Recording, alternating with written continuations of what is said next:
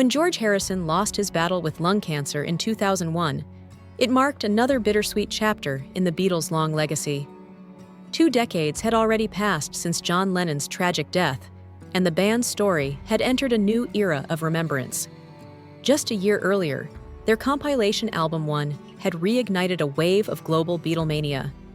In less than 10 years of dominance, the Beatles had achieved 20 number-one singles, and 30 years after their dramatic split, Apple and Parlophone Records finally gathered those hits into one gleaming CD collection.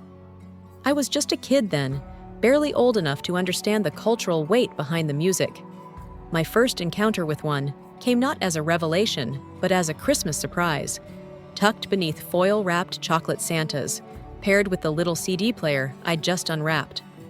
My father had lived through the Beatles' American explosion firsthand. My mother, born 6 months after their breakup, had inherited the legend instead.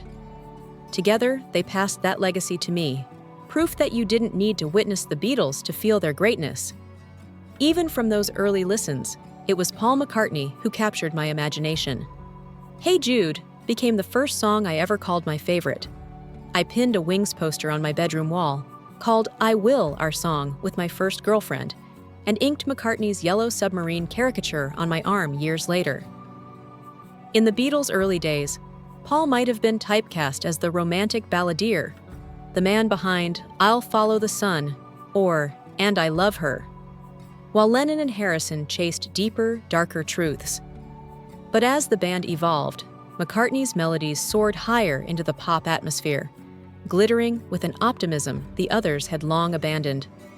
Whenever the band's psychedelic or Eastern-influenced experiments felt too strange or heavy-handed for me, as I might have naively said back in 2013, I always found refuge in McCartney's melodic universe. His music was a comfort zone, charming, warm, and endlessly listenable. Even now, that feeling lingers.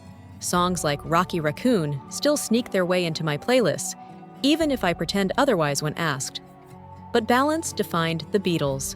For every groundbreaking Tomorrow Never Knows, there was a tender For No One. On Sgt. Pepper's Lonely Hearts Club Band, George Harrison's serene meditation, Within You Without You, was perfectly offset by the playful swing of When I'm 64. The band thrived on contrast, Lennon's grit, Harrison's spirituality, and McCartney's sweetness. Yet that same diversity fueled their rivalries.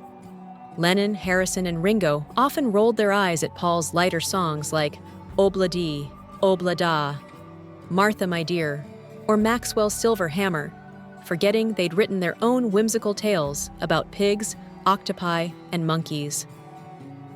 Every Beatle had his own world, and every world quietly clashed with the others. When manager Brian Epstein died of an accidental overdose in 1967, the band's unity began to unravel. But amid the uncertainty, McCartney stepped up, assuming a leadership role none of the others wanted. He kept the group moving forward, orchestrating projects, organizing sessions, and trying to hold it all together.